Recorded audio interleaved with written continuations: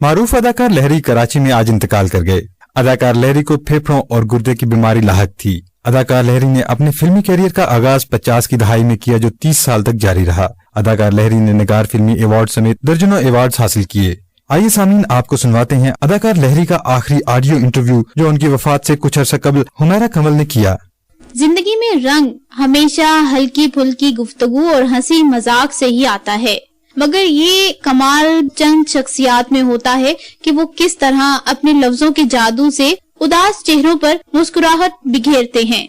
तफरीह का एक जरिया हमारे पास फन और सकाफत के शोबों में फिल्म, स्टेज और ड्रामे की सूरत में मौजूद है। फन के इन तीनों शोबों में मज़ाहिया अदाकारी का एक खास मकाम है। इस वक्त हमारे साथ ऐसा ही एक नाम मौजूद है, आपकी जानी पहचानी और हर दिल अजीज शख्सियत, जिन्हें आप 60 से 80 की दिहाई में बनने वाली लातादाद फिल्मों में देख चुके हैं। दुनिया उन्हें लहरी के नाम से जानती है, लेकिन उनका असल नाम सफीरुल्लाह है। लहरी साहब अलील हैं, ज्यादा तवील गुफ्तगू नहीं कर सकते, लेकिन हमने कोशिश की है कि उनके साथ उनकी जाती जिंदगी और कैरियर के हवाले से कुछ बातें और यादें शेयर करें। अब आप ये भी सोच रहे होंगे क्या इस वक्त लहरी साहब हमारे साथ स्टूडियो में मौजूद हैं? तो ऐसा नहीं है, हम उनके पास नहीं जा पाए और वो अपनी अलालत के बायस चल फिर नहीं सकते और वो भी हमारे साथ स्टूडियो में मौजूद नहीं है, मगर हमने उनसे टेलीफोन पर राब्ता किया और उनसे बातचीत की। लहरी साहब के इंटरव्यू के दौरान हम आपको उनके मुख्तलिफ फिल्म्स के क्लिप्स भी सुनवाएंगे, ताकि आप जान सकें या आपकी यादें ताजा हो सके। अगर आपने उनकी फिल्में देखी हैं तो आपकी यादें ताजा हो सकेंगी वो क्लिप्स सुन के, और अगर आपने उनकी फिल्में नहीं देखी तो आप यकीनन ये जरूर अंदाजा कर सकेंगे कि उस दौर के अंदर हमारी किस तरह की फिल्म्स बनती थी और खास तौर पर उनके अंदर मिजाह का अंदाज क्या था, किस तरीके से मिजाह किया जाता था, और सबसे बढ़कर ये कि आप जान सकेंगे कि लहरी साहब जो हैं वो कितना बड़ा असासा हैं हमारे लिए। तो हम अपनी गुफ्तगू का आगाज करते हैं लहरी साहब से। अस्सलाम वालेकुम लहरी साहब, कैसे हैं आप? वालेकुम बेटा। कैसी तबीयत है आपकी? बेटा अल्लाह का शुक्र है, शुगर की वजह से काम कर चुकी है। आप हमें सबसे पहले अपनी फैमिली के बारे में कुछ बताइए। आप कहाँ पैदा हुए? देखिए, हम पैदा हो चुके हैं और हमें पैदा हुए काफी टाइम हो गया। अब आप टाइम पूछेंगे कितना टाइम हो गया? 80 साल पहले पैदा हो गए थे। कहाँ पे पैदा हुए थे आप? UP, Kanpur, India.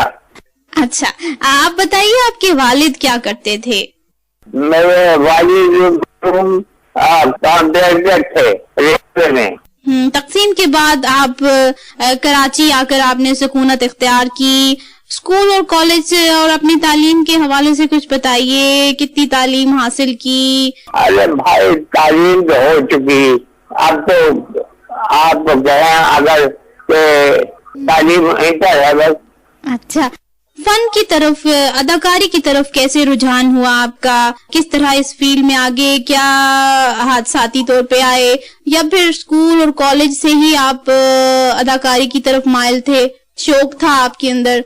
कॉलेज में शौक था, होता ये था कॉलेज में कि जो इलेक्शन में जीता था वो शो कराता था, पार्टी शो कराते थे और जो हाथ जाता था वो भी बन आता था। तो हमें शो गया, उसमें अपने कॉलेज का शो गया तो बहुत अप्रिशिएट हो गया। फिर फिल्मों का आफर आना शुरू हो गया, तो हमें जिन्होंने आफर दिया हमें। आपके हवाले से ये लिखा हुआ मैं पढ़ रही थी कि आपने ना स्टेनोटाइप की भी जॉब की है और आप सेल्समैन भी, मतलब शुरू में आप छोटी नौकरी भी करते थे? हाँ, मैं बंस रोड पे रहता था और बंस रोड पे एक जहाँ अब दुकानें हैं हलवाइयों की और दूसरी, वहाँ एक अंडरवुड टाइपराइटर के नाम से एक क्लासेस होते थे, तो उनको ज्वाइन किया मैंने। तो कागज घर से लेके जाता था। एक सिंधी भाई वहीं रहते थे बंस रोड पे, मुझसे बोले, ये बच्चा तुम ये क्या कागज रोज लेके जाता है? मैंने कहा साहब मैं टाइप खींचता हूँ। तो उन्होंने मेरे साथ वो सिंधी भाई से देखो दोस्ती नहीं थी, वो देखते थे मुझे आते जाते, बोले कि मैं तुझे नौकर करा देता हूँ। तो उन्होंने मुझे फॉरेस्ट डिपार्टमेंट में उस सिंधी भाई ने मुझे नौकर करा दिया। उसके बाद मैंने मेरे नौकर हो गया एक कंपनी थी अंग्रेजी गिरीफ कॉटन, उसमें नौकर हो गया। तो वहाँ के जो अकाउंटर थे उन्होंने कहा कि तुम शॉर्ट हैंड सीखिए। तो मैं बरसारा बदर रोड पे है स्कूल, उसको ज्वाइन किया। वहाँ सीखता था शॉर्ट हैंड। और दफ्तर में एक ईसाई लड़का था, उसको घर पर बुलाता था डिक्टेशन लेने के लिए, वो मुझे डिक्टेशन देता था। तो स्पीड हो गई थी अच्छी मेरी, फिर मैं स्टार्ट हो गया।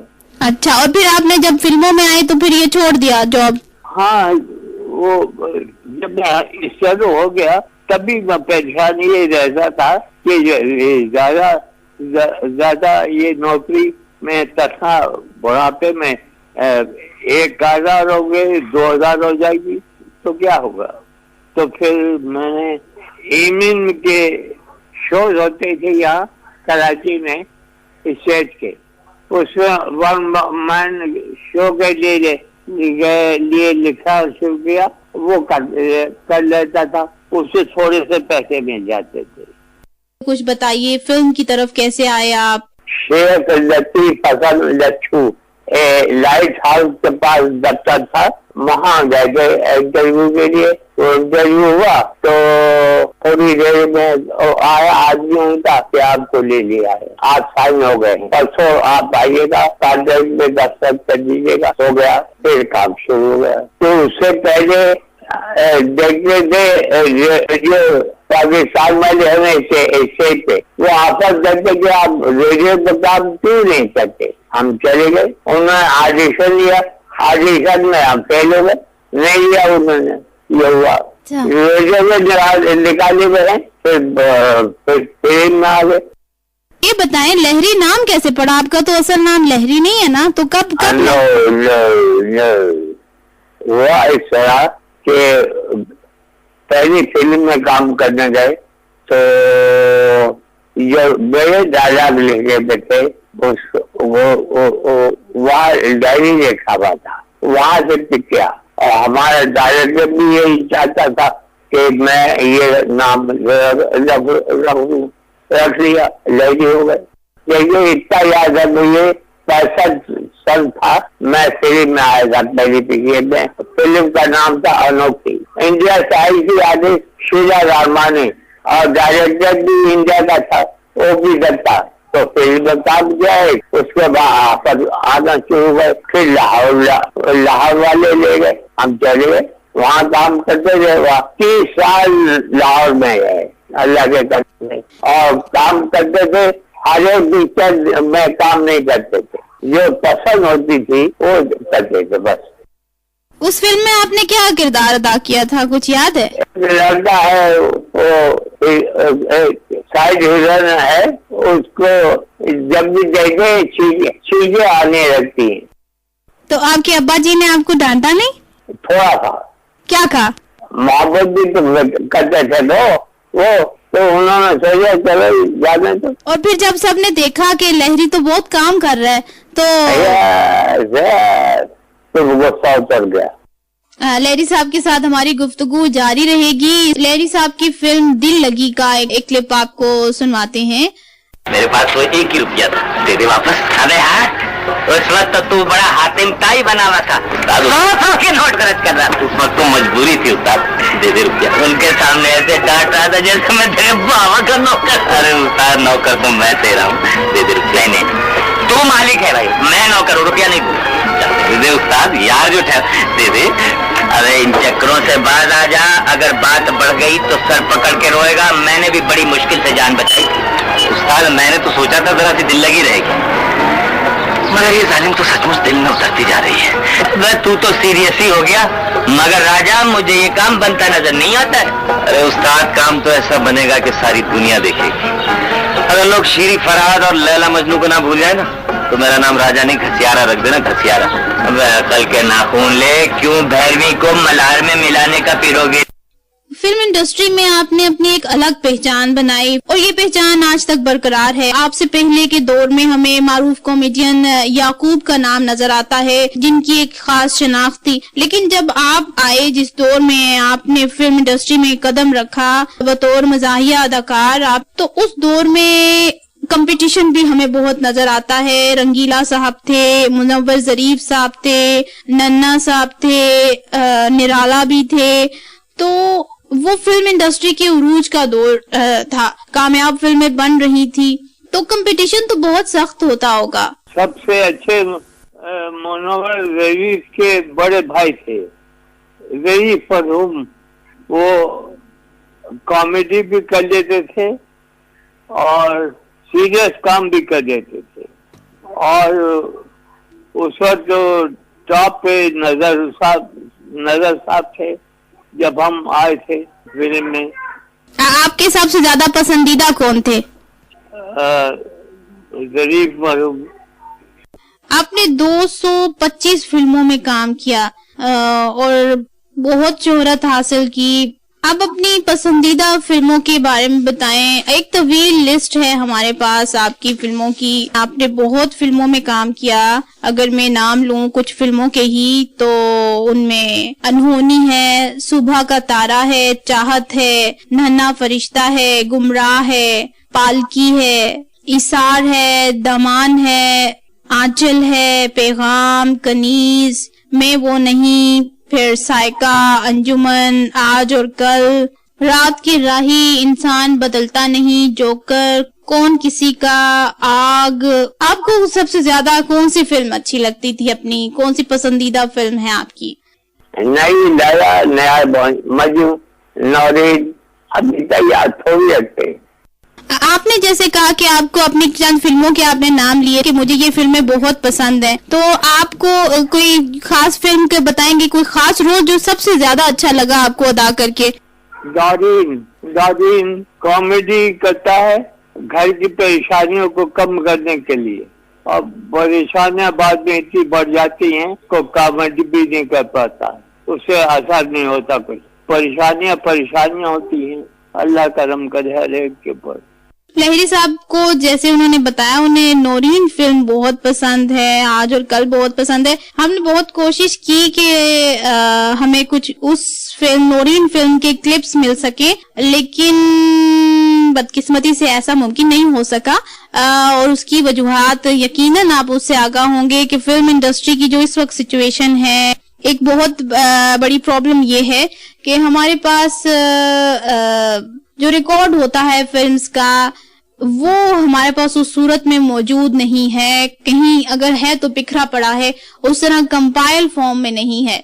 लेकिन उन फिल्म्स के तो क्लिप हमें नहीं मिल सके, लेकिन उसके अलावा हम मुख्तलिफ फिल्म्स के आपको क्लिप्स इंटरव्यू के दौरान सुनवाते रहेंगे। ऐसा ही एक क्लिप अभी सुनते हैं। क्या बात है लेडीज, आप कुछ परेशान नजर आ रही हैं। जी हाँ, हमारी गाड़ी पंक्चर हो गई है।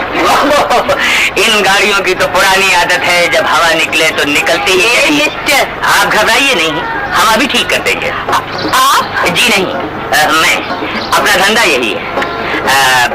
घर में कोई जैक वगैरह होगा? जी जी। आप क्यों तकलीफ करती हैं?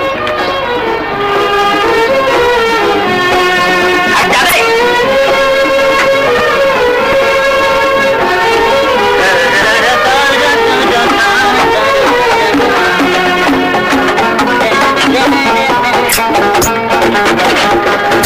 आपने फिल्म इंडस्ट्री की बेहतरीन अदाकारों और अदाकाराओं के हमरा काम किया, जिनमें बाबरा शरीफ, शबनम, नदीम, सबीहा खानम, नैयरा सुल्ताना, मोहम्मद अली, जेबा, वहीद मुराद, एक तवील लिस्ट है। सबसे ज्यादा किसके साथ काम करने का आपको मौका मिला? सबसे ज्यादा मोहम्मद अली भाई मरहूम के साथ, बहुत अच्छे आदमी थे। और 3 हीरो थे, मोहम्मद अली साहब, वहीद मुराद और नदीम। और नैयरबाजी और सबिया खानम, ये फीमेल का शो करती थी। जो अदाकाराओं के साथ काम किया उनमें आपकी बेस्ट कौन थी या कुछ उनके बारे में बताएंगे? सबिया खानम थी बहुत नेक, बहुत प्यारी, और उनकी खास बात एक है, एक मरतबा उन्होंने मुर्गियां पाली थी अपनी छत पे, तो उनको मुर्गियों को यासीन शरीफ का पानी पिलाती थी। अच्छा, आप डायलॉग कैसे याद करते थे, किस तरह से पढ़ते थे? ये लिखा हुआ था, उसको चेंज कर लेते थे, मूव कर लेते थे, फिर याद हो जाता था। सबसे ज्यादा कौन से डायरेक्टर प्रोड्यूसर के साथ आपने काम किया? सलेमान। आप जब देखते थे अपनी फिल्मों को तो मतलब कैसे एनालाइज करते थे उसको, क्या सोचते हैं फिर उसको देख के काम को? ये देख के देखता था, हमारा ये फील करता था कुछ कमी रह गई है, ये परफेक्शन नहीं है, ये फील करता था, तो हो जाता तो अच्छा था। हाँ, और मजा आता था आपको, सेटिस्फेक्शन तो होती होगी? हाँ, थोड़ी बहुत होती थी, मगर ये पूरा इतना जो होता है ना आपके काम से, ऐसा नहीं था कि मैंने बहुत अच्छा काम कर दिया, ऐसा नहीं हुआ।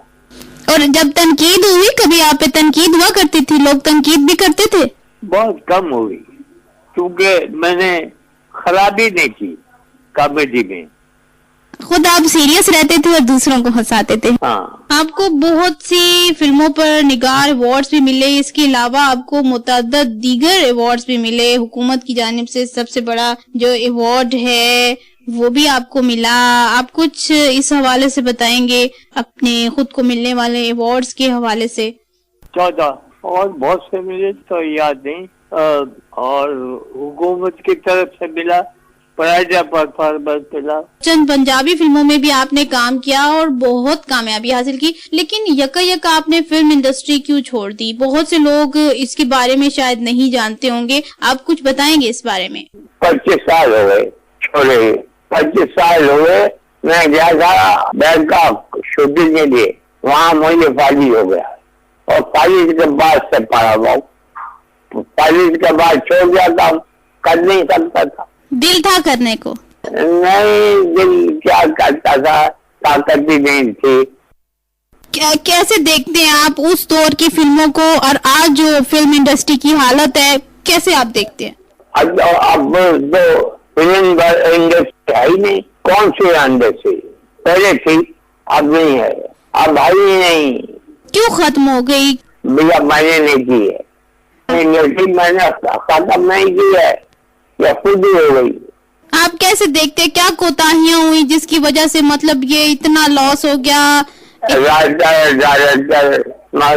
अच्छी भी बनी है, बल्कि ज्यादा अच्छी बनी है, हमारे जमाने में तो अच्छी ही होती थी। जब मैंने देखा कि सनियम बांध टूट रहे हैं और खराबी हो गई है, तो मैंने अपना प्ले लिखा, दिल्ली इंटरवल, उसको कराची में किया, अमेरिका में किया, कर्नाटक में किया, और इस्लामाबाद में किया। मैं जो वन मैन शो का आदमी था ना एक्चुअली, और मोइन अक्सर मुझे ले जाता था वन मैन शो में, का वो हेड मास्टर था। ये जब आप बीमारी के बाद वन मैन शो ये वाला करते थे? बीमारी के दरमियान में भी वो मुझे वन मैन शो में ले जाता था स्टेज पे, इसलिए ताकि मुझे कुछ पैसे मिल जाए, उसमें मेरा बख्याल को मोइन अख्तर ने। जो आप देखते हैं, जो फिल्मों का जो मेयार था उस वक्त, या जो कॉमेडी होती थी, जो कमी है, और इंडिया की फिल्मों और अपनी पाकिस्तानी फिल्मों में आप कुछ तकाबुल करते हैं, कुछ मुवाजना करते हैं? पाकिस्तान में हमारी फिल्में इंडिया की फिल्मों के मुकाबले में चलती थी और अच्छा रस लेती थी। पाकिस्तान की फिल्में इंडिया की से कम नहीं थी उन सब। और जो मिजाज का पहलू है फिल्मों में, उसको आप कैसे देखते हैं?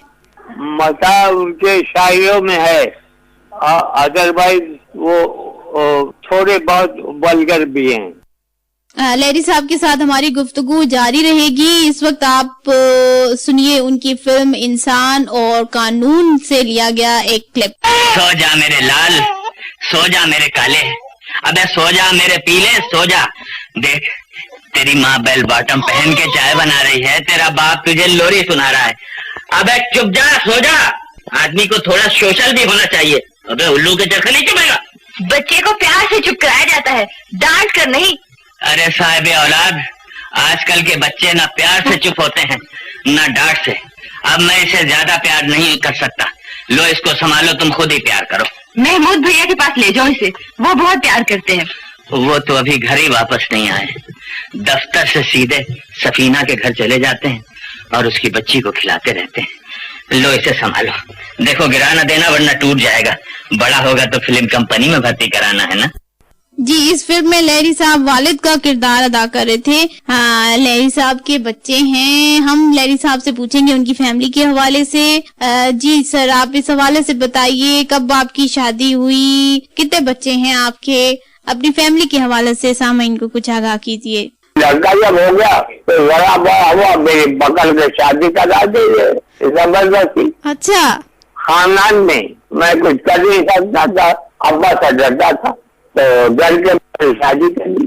कितने साल के थे? वो 18 साल का होगा। अब वो जो बेबी है पहली वाली, वो है घर में, सर सफाई हो गया है उसका, उसको बाजी कहने को जी जाता है। अच्छा। फिर आपने दूसरी शादी कब की? दूसरी शादी की नहीं, दूसरी शादी बेटा की नहीं। जी चाहा करने का? नहीं, बहुत से मौके मिले, लेकिन ये पहली बारी जो थी इसके ऊपर मैं जुल्म नहीं कर सकता था। इतनी अच्छी थी ये, तो मेरी एक मौलवी से शादी हो गई समझो। आपकी कितनी बेटियां और कितने बेटे हैं? भाई आज से ज्यादा नहीं हो सके। पहले हमारी सब बेटियों की और बेटों की शादी हो गई है, सब अपने अपने घरों में है। मेरी 3 बेटियां थी, जिसका एक का लंदन में इंतकाल हो गया था, कैंसर हो गया था उसको। 2 बेटियां हैं कराची में हैं और 5 बेटे हैं, जिसमें एक बेटा मेरे पास है, वो जो मेरा ख्याल लग रहा है, और उसकी बीवी बहुत प्यारी है। एक हम आपके साथ एक और क्लिप शेयर करेंगे लहरी साहब का। प्लीज डैडी, उसकी जमानत करा दीजिए। सोच लो बेटे, ऐसा ना हो किसी चक्कर में पड़ जाए हम लोग। बिल्कुल नहीं डैडी, आप उससे मिलकर देखिए, बहुत अच्छा इंसान है। अरे अच्छा तुम कहती हो तो भाई आने भी चले। चलिए। इस मासूम इंसान की जमानत करा के आपने भला किया सेठ साहब। भाई ये अपनी पहली नेकी का मामला है थानेदार जी, वरना तो आप हमारी तमाम वारदातें सुन चुके हैं। सदा नेकी बर्बाद। आराम से फरमो। चलो सेठ साहब का शुक्रिया अदा करो। शुक्रिया सेठ साहब, मेहरबानी जी। फरमू, ये मेरे डैडी हैं। अच्छा, सलाम डैडी जी। बाबू यानी हम इस उम्र में और डैडी। डैडी नहीं, डैडी। ये अच्छे खानदानों में एक होता है। थानेदार जी, ये 2000 रुपए की जमानत करा के मेरी जबान में मोच डालना चाहते हैं। दे दीजिए इनके 2000 रुपए वापस। मालूम होता है इनका इरादा बदल गया है। कुछ अकल से काम लो फरमो। भाई वही इनके पास मुझे कुछ कम मालूम होती है। बेटी इसे ले जाके गाड़ी में रख दो। एक तो ये कि जैसे आप अपनी बीमारी के हवाले से, हम चाहते हैं कि ये चीज भी सामने आए, क्योंकि बहुत से हमारे माजी के जो सितारे हैं वो बीमार हैं। मुझे शुगर है, ब्लड प्रेशर है, कोलेस्ट्रॉल है, बाईपास हो चुका है, टांग कट गई है, इस तरह के हालात हैं। तो ये आप बीमारियां हैं। आपने जैसे अभी कुछ दिन पहले प्रेस कॉन्फ्रेंस भी की कराची में, आपके हमरा एक और आर्टिस्ट भी थे। फरीद खान ने अरेंज की थी वो। बेटा बात ये हुई थी, मैंने तो नहीं कहा था फरीद खान ने कि वो करे, मगर भी मेरी हमदर्दी में वो की थी उसने, उसके ताल्लुकात थे ऐसे प्रेस में। तो हुआ ये था कि मेरे पर 36,000 का बिजली का बिल आ गया था, तो मैं परेशान हो गया था, परेशान का बीमार हो गया था। बहरहाल वो अल्ताफ में बिल पे करा दिया है। लोग ऐसे हैं मदद करने वाले कि मुझे परेशानी नहीं होती।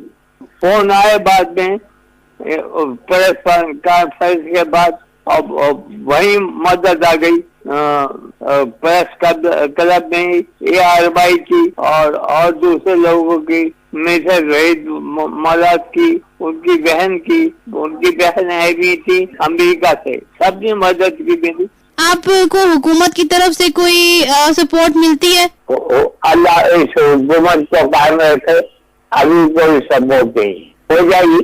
लेकिन आप क्या समझते हैं बहैसियत अदाकार के या एक आम इंसान के जो हुकूमत है उसको जो दूसरे बीमार हैं अदाकार जिन्होंने इतना वक्त दिया, उनके लिए मदद के लिए कोई फंड होना चाहिए? बेटा बहुत जरूरी है। बीमार अदाकार तो रहा नहीं है, काम तो है नहीं, तो बगैर मदद के कैसे दवा लेगा। अभी चकोरी जी की पिछले दिनों डेथ हो गया। हाँ, बड़ी दुख की बात है, बड़ी पुरुषी की हालत में, अल्लाह पनाह में रखे। तो आप समझते हैं कि कुछ मेरे लिए दुआ कीजिएगा, अल्लाह मुझे चैन से मौत दे। अल्लाह ताला आपका साया कायम रखे। आपने तो हमेशा सबको हंसाया, ये हर कोई हंसा नहीं सकता। ये तो बस कुदरत की तरफ मिल जाए तो मिल जाए। आप आखिर में मैसेज क्या देना चाहेंगे अपने मद्दाहों को जो आपकी आवाज सुनना चाहते हैं? और मैसेज तो ये है कि अल्लाह को याद रखो, अल्लाह से बड़ा कोई दोस्त नहीं है, वही अकेला बेदरगार है। 25 साल हो गए मुझे बीमारी में पाल रहा, अजीम करीम है। बेशक आप कैसे क्या पैगाम देंगे कि मजाह जो लोग चाहते हैं कि वो इसमें एक्टिंग करें, उनके नाम आप कोई पैगाम देंगे, क्योंकि आप खुद मजाहिया अदा कर रहे हैं? बस जो भी काम करे बदतमीजी न करे, काम में वल्गर न आओ, तवील के दायरे में काम करे। अब मैं थक गया। हाँ, अब आप थक गए, बिल्कुल आपने सही कहा। मैंने आपका बहुत टाइम लिया सर, इसके लिए बहुत बहुत शुक्रिया। टाइम नहीं लिया, मैं इसको मदद समझता हूँ। अच्छा, अल्लाह ताला आपको बहुत सेहत दे और जिंदगी अता करे, आपका साया कायम रहे हमेशा। बहुत शुक्रिया, अल्लाह हाफिज। अल्लाह खुश रखे।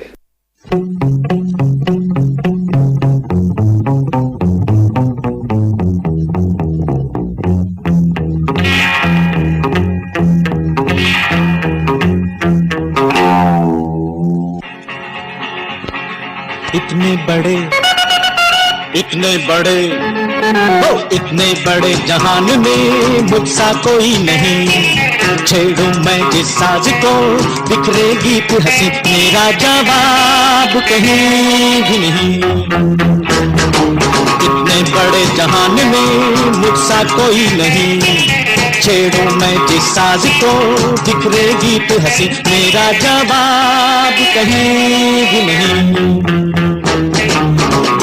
बड़े जहान में मुझसा कोई नहीं।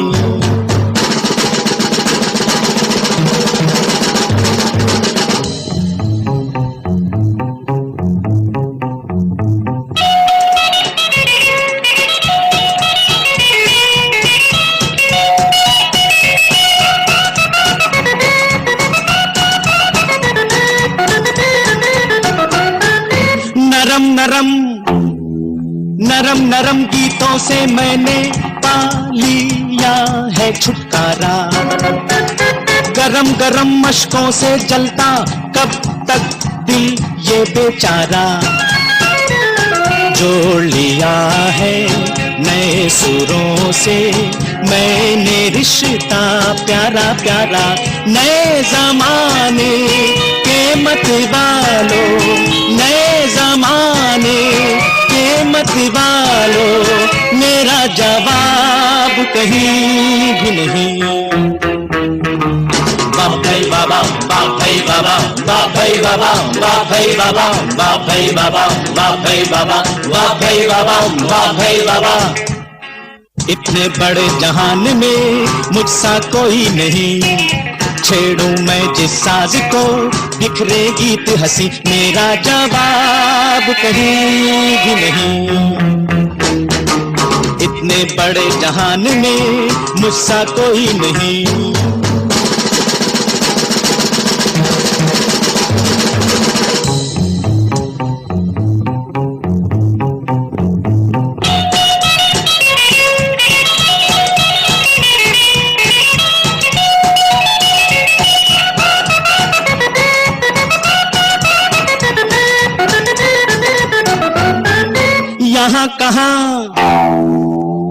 कहाँ समझेगा कोई सानी नी धनी गामा।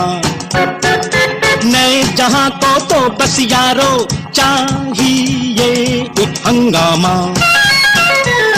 वक्त की लय पर मैं भी गाऊं और नहीं था कोई चारा। गौर से देखो आंखों वालों, गौर से देखो आंखों वालों, मेरा जवाब कहीं भी नहीं।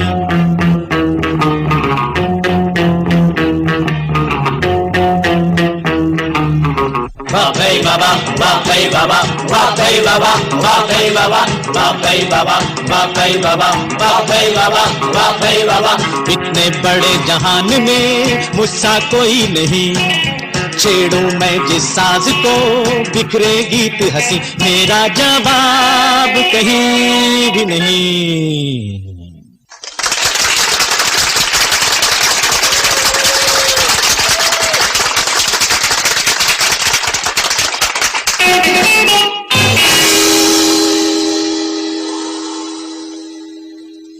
जी सामीन, अभी आप सुन रहे थे अदाकार लहरी का आखिरी ऑडियो इंटरव्यू जो अपनी वफात से चंद दिन पहले उन्होंने हुमैरा कंवल को दिया। You are listening to 80.6 Smile FM.